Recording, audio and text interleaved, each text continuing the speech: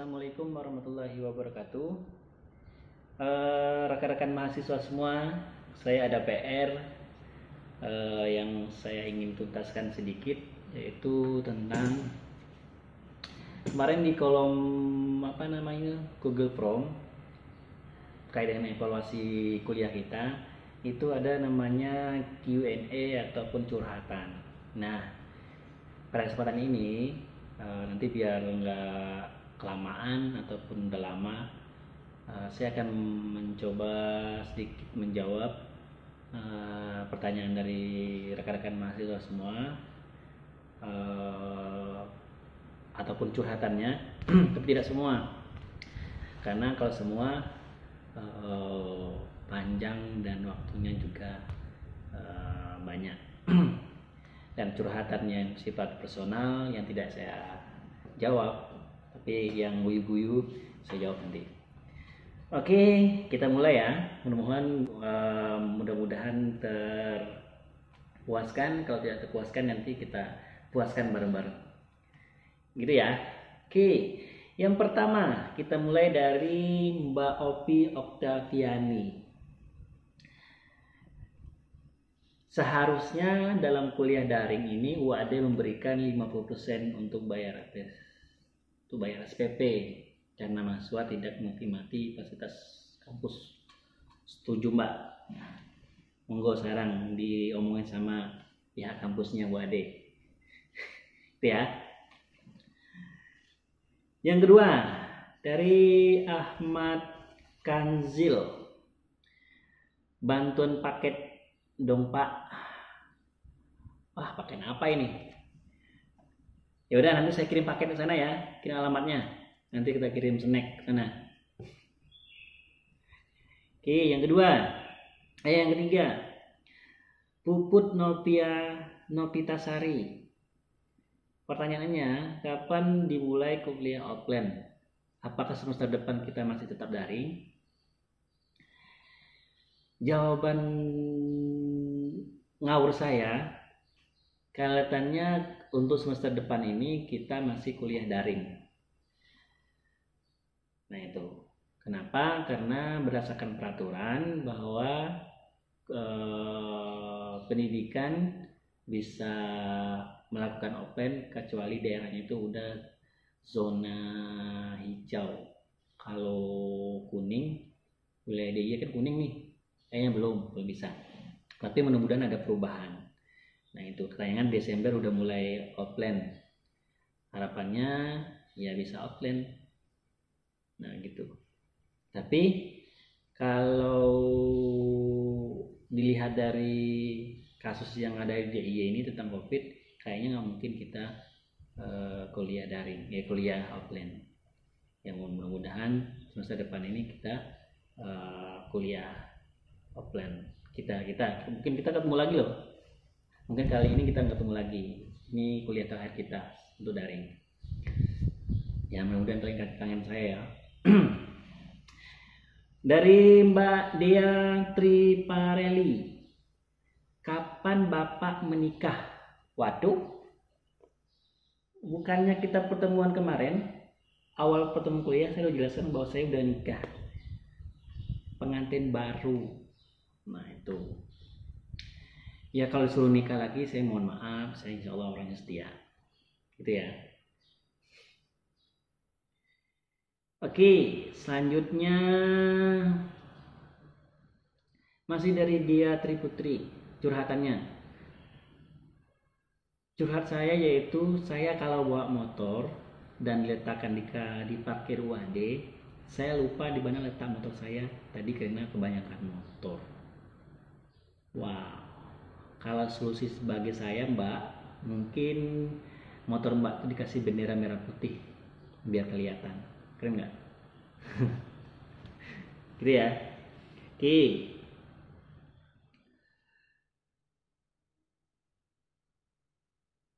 Untuk Mbak Intan Kironisa, tugasnya banyak ya Pak, mana deadline-nya padat banget, kasih tugas hari ini ngumpulnya 10 kemudian. Ya bersabar Mbak, itu ujian. Mudah-mudahan dengan ujian ini Mbak semakin kuat, semakin tegar, semakin gemuk, semakin sehat. Nah itu, ya inilah kalau pendidikan itu harus bersabar. Yang nanti menjadi dosen ya, nanti kalau mbaknya udah lulus, di dosen aja, balas sama mahasiswanya. Itu ya. Untuk Mbak Luki Lestari Widya Putri, bagaimana kondisi Bapak dan keluarga sekarang? Apakah sehat semua? Alhamdulillah,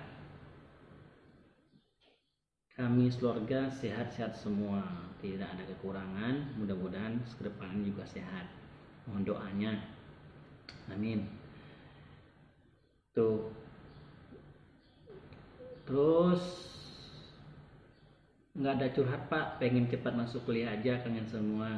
Sama Mbak, saya juga terima kasih udah dikangenin.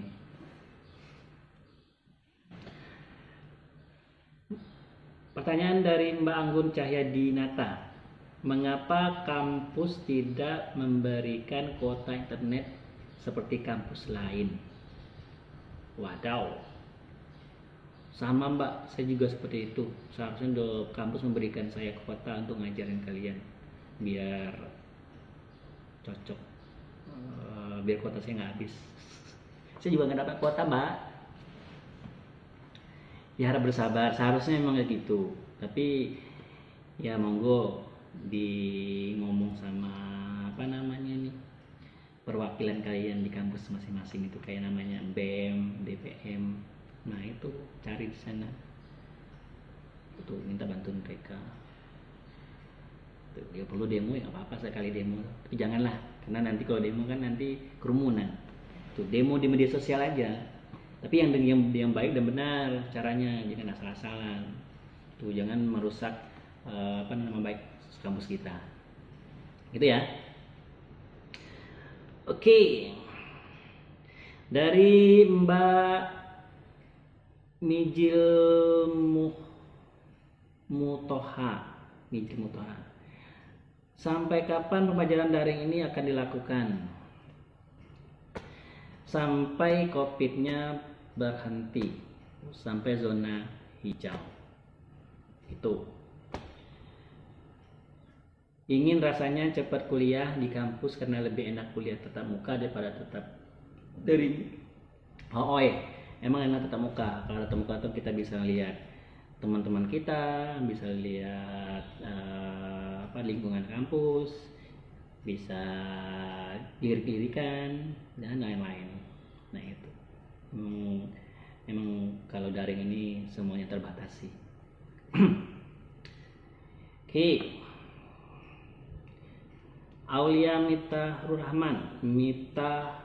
Rahmah, kapan masuk kuliah offline? Secepatnya Mbak, kalau COVID-nya mereda.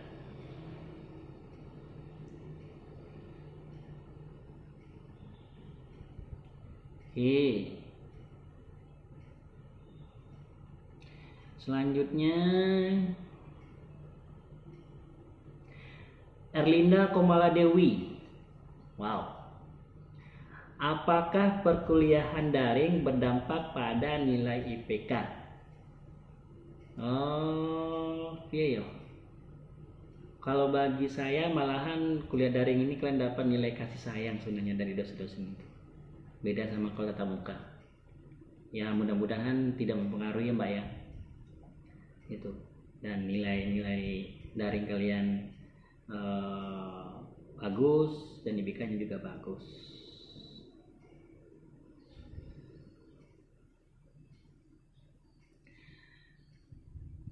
Terus curhatnya panjang jadi deh. Lanjut. Siti Fatimah. Jika Bapak mengajari kelas saya lagi, amat bahagianya ya saya jika Bapak jangan di hari Sabtu, karena saya pulang pergi dari Sayegan ke Tamanan itu cukup memakan waktu, biaya yang hingga bensin. Jika berkenan Bapak hari lain lah, Sabtu cuma makul Bapak pagi buta, saya berangkat demi. Oh gitu. Oke, siap. Nanti kita ganti hari Senin. Tapi kayaknya kita nggak ketemu lagi. Ya, gitu. Walaupun kita tidak ketemu secara offline ataupun online. Oh iya, ketemunya di online aja. Di media sosial. Kemudian masih Mbak Siti Fatimah, saya bangga kuliah di UAD, tapi kalau bisa pas kuliah daring begini UKT-nya diturun 50%. Saya nggak pakai fasilitas, saya nggak motorin kampus, masa cuma diskon 400.000. Oh iya Pak, saya sangat suka PKN, tapi sama Bapak saya nggak suka banyak tugas, mohon maaf lahir batin. Oh, ya monggo Mbak, diomongin ke kampusnya. Saya nggak kayak dosen saya ini nggak bisa apa-apa soal itu. Nah, itu. Tapi kalau secara pribadi ya saya setuju aja kalau sisi SPP UKT itu dikurangi itu, dan perbanyak kotanya dosen sama kuotanya mahasiswa. Loh, saya nggak dapat kuota loh Mbak, sama tuh. Oke, kemudian Yupaki Widya Pratama, berapa besar kepuasan Bapak bisa menyampaikan materi ke mahasiswa? 10% Mbak, saya lupa apa ini, 10%, nggak puas saya. Nah gitu. Kenapa? Ya karena yaitu keterbatasan kita itu membuat saya tuh nggak yo. Ini untung ini asesmennya saya lakukan. Kalau enggak kalian mungkin ke apa namanya itu, pegang kepala itu kuliahnya, nggak sampai jelasin, nggak ada diskusinya. Nah itu.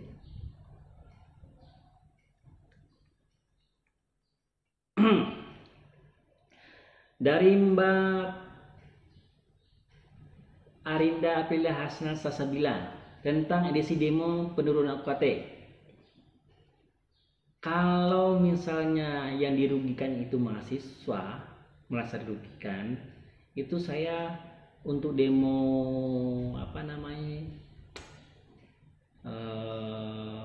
penurunan UKT, ya setuju ya setuju saya Mbak. Tapi demonya yang baik, dengan cara yang benar, tidak ugal-ugalan.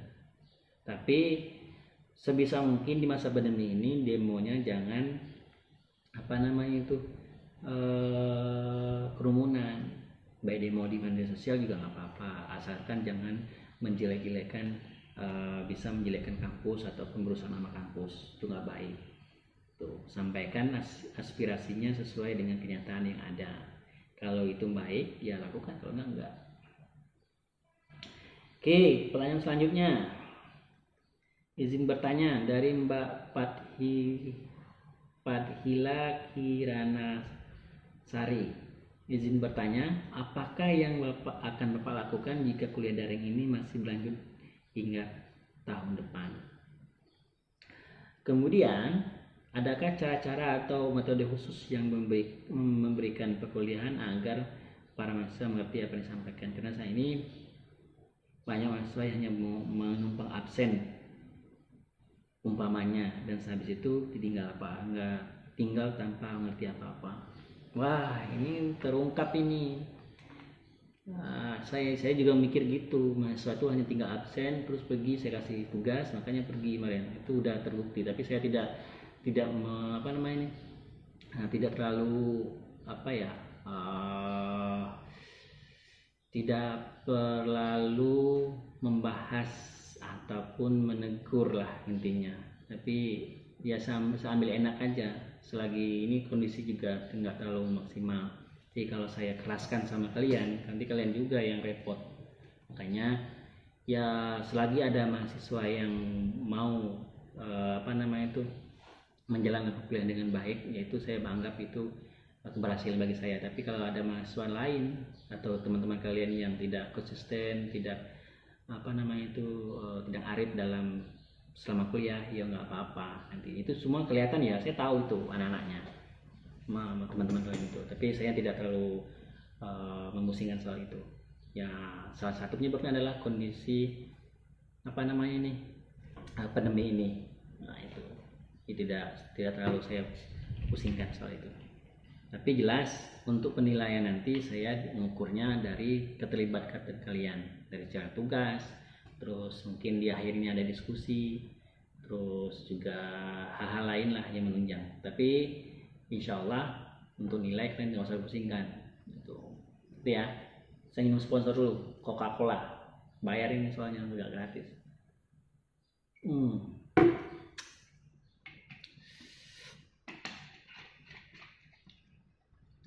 Untuk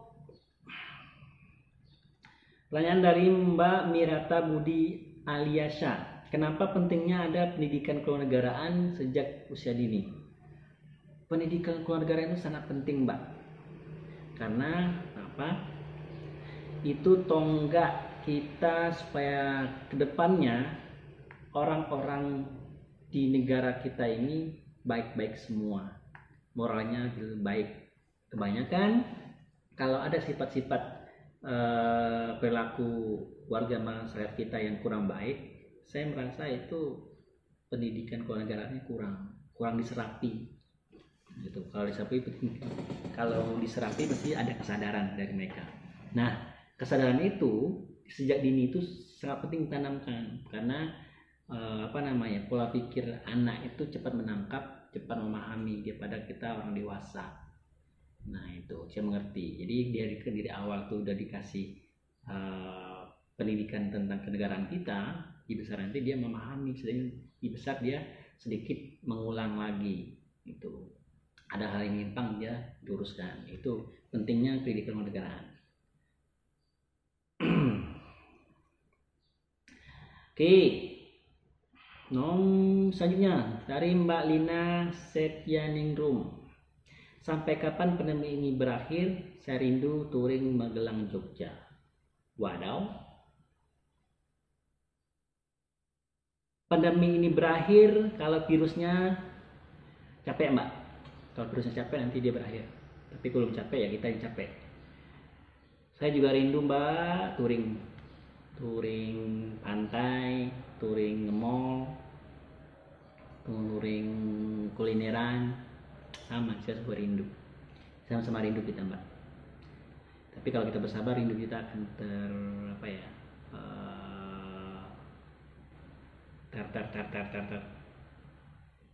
taulah tartar apalah itu rindu. Oke, pertanyaan selanjutnya dari Mas Ridwan Faisal Sani. Wah, ini pertanyaannya luar biasa ini. Menurut beredar kabar Pancasila pertama diubah RUU menjadi ketuhanan yang kebudayaan. Pertanyaannya adalah apakah berdampak buruk terhadap bangsa kalau benar-benar berubah? Jawaban saja saya pasti berdampak buruk kalau itu berubah. Nah itu, tapi kalau seandainya orang terus mencari keburukan dari RUU itu. Tapi pada dasarnya kemarin mungkin ini saya juga jelasin ya di grup ya, nanti baca lagi Mas di grup itu, saya tidak mau jelasin takut salah nanti.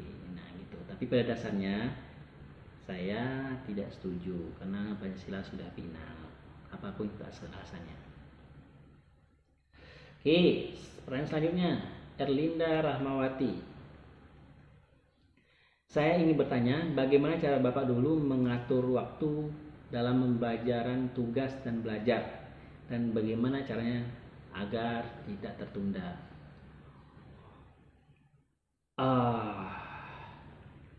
Begini Mbak, kalau saya dulu, ini jujur-jujuran aja ya, saya menggunakan namanya rumus kepepet of tugas. Jadi tugas itu kalau kepepet itu selesai, tapi kalau nggak pas lagi slow-slownya itu nggak bakal selesai itu. Tapi kalau pepet cepat selesai.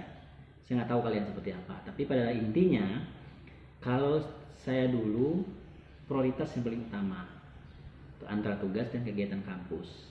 Nah kalau misalnya itu kalau kegiatan kampus lebih urgent, saya lebih milih kegiatan kampus dulu daripada tugas nanti biar itu. Saya orientasi saya awal itu nggak tugas Mbak, tapi lebih ke pembangunan skill. Nah itu Tapi pada dasarnya tugas itu penting. Nah itu sebetulnya tanggung jawab kita pada dosen. Tapi tetap saya dikerjakan, tapi biasanya kepepet. Nah itu. Oke, terima kasih Mbak ya. Sekarang Mbak Pradeska, apakah dosen juga kesulitan menggunakan sistem daring? Sangat kesulitan. Nah ini kan pembiasaan baru nih, terkejut orang-orang dosen-dosen itu. Kenapa? Karena ya mohon maaf, Indonesia kan teknologinya belum terlalu kebanyakan orang itu terlalu fasih, apalagi dosen-dosen yang tua. Nah ibaratnya gaptek lah. Nah dengan adanya pandemi ini itu dipaksakan siapapun guru dosen untuk bisa beradaptasi dengan namanya sistem daring. Nah itu Mbak ya, sangat kesulitan. Jadi bukan hanya dosen itu sebenarnya Mbak, itu kalau misalnya satu orang dosen memegang 5 kelas itu juga dia pusing mengatur itu. Nah itu beda sama tatap muka. Tatap muka kita hanya siapkan pengetahuan, wawasan, kita curhat-curhatan, cerita. Beda sama ini. Sama ini itu kalau saya gunakan video seperti ini, terus ya nanti kuota habis. Saya gunakan Zoom, nanti Zoom juga ada banyak masalah. Nah itu jadi ya sekarang tuh ya kita nikmati aja lah, jangan terlalu memusingkan hal-hal seperti itu. Ya kalau selesai, tapi pasti ada kebijaksanaan dari dosen maupun kepada mahasiswanya terkait dengan perkuliahan. Ya tapi kalau ada dosen-dosen yang terlalu memusingkan atau terlalu ribet soal itu, ya sabar aja. Semua itu adalah bentuk lika-liku perkuliahan sama jadi mahasiswa. Nanti kalau selesai mahasiswa nggak ada lagi itu, pasti kalian menerima itu. Kemudian dari Mbak Nisriana Hasan Safira, apa kabar Pak Dede? Kabar saya baik-baik saja, aman, insya Allah. Cuma kantong aja yang kurang aman. Ya, itu. Nih curhatan dari Mbak Nisrina Hasan Safira. Saya tuh kadang masih susah untuk menyesuaikan waktu Pak, masih susah untuk membagi waktu. Ya dibagi dong waktunya. Gitu. Tulis dindingnya di kamar itu. Waktunya makan ya makan, waktunya belajar ya belajar, waktunya tidur ya tidur, waktunya nongkrong di kamar, bantu ibu ya ibu. Ya kalau dicatat aja, saya rasa waktunya bisa kebagi. Itu asal jangan terlalu banyak media sosial aja waktunya.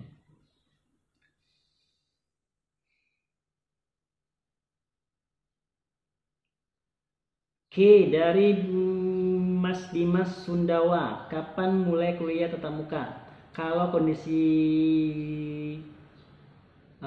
kampus kondisi DIY yang positifnya itu menurun dan statusnya berubah jadi hijau, itu insya Allah kita udah bisa tatap muka.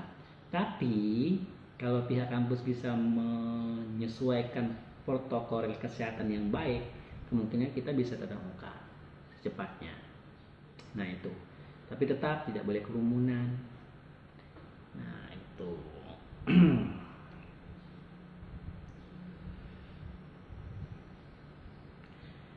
Dari Mbak Lola Febiayanti, Bapak, mengapa sih Indonesia kebijakannya semakin tidak karuan, terutama bidang-bidang tertentu dalam sistem pemerintahan? Jawabannya cuma satu Mbak. Pertama adalah terlalu banyaknya kepentingan. Udah stop situ. Kalau kepentingan sudah terlalu banyak, itu pasti tidak akan muncul kebijakan yang benar-benar pro terhadap masyarakat luas. Ya itu. Kalau bagi kita ya bisanya cuma menikmati, memperhatikan, tapi untuk kalian nanti itu tugas kalian kalau kalian menggantikan mereka itu, untuk bikinlah kebijakan itu yang sederhana yang bisa mungkin membantu masyarakat Indonesia. Nah itu. Dan sistem pemerintahan kita yang memang dalam sejarahnya memang terlalu banyak perubahan. Nah harus disadari itu, menurut saya baik. Kenapa? Karena Indonesia belajar untuk jadi negara yang besar. Tuh. Curhat Pak, ini terkait kuliah 2D. Menurut saya dan sahabat saya yang selalu curhat di grup privasi, sistem tidak sesuai dengan kami inginkan. sistem serba tak jelas, serba serta terdapat banyak dosen mempersulit mahasiswanya. Wadaw, Yopo, saya nggak tahu soal ini. Ya menurut saya beberapa pertemuan ini memang saya menjulik ke kalian soal tugas. Tapi ya bagaimana lagi? Itu. Tapi saya kan tugasnya saya memberikan tidak mempersulit kalian dalam waktu. Jadi kapanpun mengumpulkan ya kumpulkan saya itu yang tugas. Tapi kalau enggak ya nggak apa-apa. Nah tapi kembali ke AD, saya tidak berani mengomentari itu karena saya ini dosen baru, dosen bantu lagi. Nah itu. Tapi kalau saya mahasiswa, semua hal yang tidak keadilan saya tuntut semua. Nah itulah gunanya mahasiswa. Itu tugas kalian, bangunlah opini dengan baik supaya semua kebijakan itu berdampak kepada kebaikan bersama. Tuh. Oke, lanjut.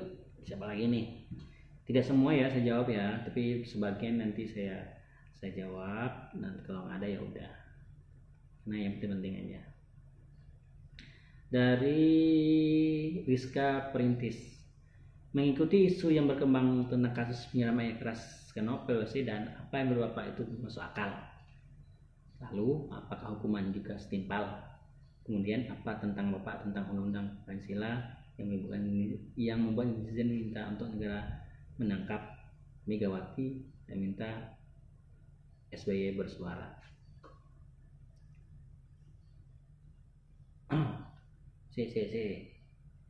Kalau tentang Novel Baswedan secara secara orang awam ataupun kurang mengerti tentang hukum, itu kasus Baswedan yang memang tidak masuk akal, yang cuma setahun itu kejahatan wow. Nah itu, dan hukumnya menurut saya nggak setimpal ya, setahun saya menurut setimpal lah. Tuh dari cara dia ngomong aja tuh udah asal-asalan itu penyiramnya. Jadi secara pribadi saya mengatakan itu nggak setimpal. Lalu tanggapan tentang Undang-Undang Pancasila, ini undang-undang apa ya Mbak? Membuat netizen meminta untuk negara menangkap Megawati dan SBY. Saya tidak tahu kasusnya Mbak kalau Undang-Undang Pancasila ini. Tapi kalau Undang-Undang HIP itu ya saya agak mengerti dikit kasusnya, tapi kalau ini saya kurang tahu. Nanti bisa kalau Mbak melihat video ini nanti di WA saya aja ya. Oke. Kemudian yang terakhir saya akan jawab yang terakhir dari Mbak Aninda Kuronatu Aini.